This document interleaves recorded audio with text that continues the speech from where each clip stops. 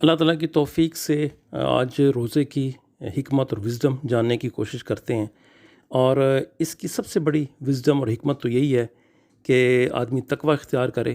اسی تو فرمایا لعلکم تتقون، پرہیزگاری تاکہ تم اختیار کرو۔ اور پرانی اقوام پہ بھی اور قوموں پہ بھی روزہ فرض کیا گیا تھا، تو اس کا مطلب ہے یہ کوئی خاص عبادت ہے جو اللہ کو محبوب ہے اور جس کے فوائد بہت ہیں، جسمانی بھی، روحانی بھی، مالی بھی۔ اور اس روزہ رکھنے سے وہ تقوی حاصل ہو جاتا ہے جو اللہ کو محبوب ہے۔ قد افلح من تزکا، وہ کامیاب ہو گیا، فلاح پا گیا جس نے پرہیزگاری اختیار کی۔ فطرت کی ڈیمانڈ یا تقاضا ہے کہ انسان کی عقل کو اس کے نفس پر غلبہ اور تسلط حاصل رہے، لیکن انسان کے ساتھ بشری کمزوریاں اور تقاضے بھی ہیں۔ اکثر اس کا نفس اس کی عقل پر غالب آ جاتا ہے اور گناہ اور معصیت میں مبتلا ہو جاتا ہے۔ یہی وجہ ہے کہ گناہ کے بعد ندامت، پشیمانی اور پچھتاوا بھی ہوتا ہے۔ ایک گناہ گار ترین انسان کو بھی تھوڑی دیر کے لیے جھٹکا ضرور لگتا ہے، کیونکہ اس کے اندر اللہ تعالیٰ نے وہ میکنزم رکھا ہوا ہے جو اس کو اچھائی اور برائی کی طرف رہنمائی کرتا ہے کہ یہ برا کام ہے، یہ اچھا کام ہے۔ اسلام نے روزے کو تزکیہ نفس کے لیے، تہذیب و فہم کے حصول کے لیے، تقوی کے حصول کے لیے ایک اصول یا ٹول بنایا ہے۔ اب روزے سے ہوتا کیا ہے اور اس کے فوائد کیا ہیں، اس پہ اللہ تعالیٰ کی توفیق سے بات کرتے ہیں۔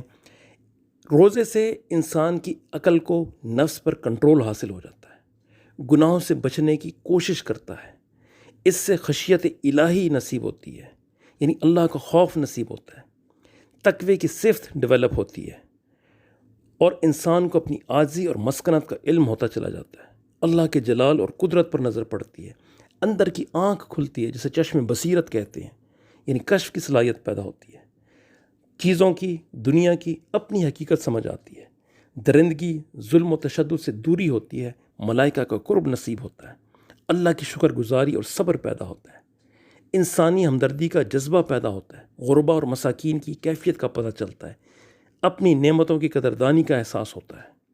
روزہ جسم روح کی صحت ہے۔ سیدنا علی رضی اللہ عنہ نے فرمایا کہ جیسے مال کی زکوٰۃ ہوتی ہے ویسے جسم کی زکوٰۃ روزہ ہے۔ یہ روزہ صفائی قلب کے لیے بھی بہت ضروری ہے۔ روزہ اللہ کی محبت کا ایک بہت بڑا نشان ہے، اسی لیے حدیث قدسی میں ملتا ہے، اللہ تعالیٰ نے فرمایا کہ بنی آدم کا ہر عمل اس کے لیے ہے سوائے روزے کے، وہ میرے لیے، اس کا اجر میں دوں گا۔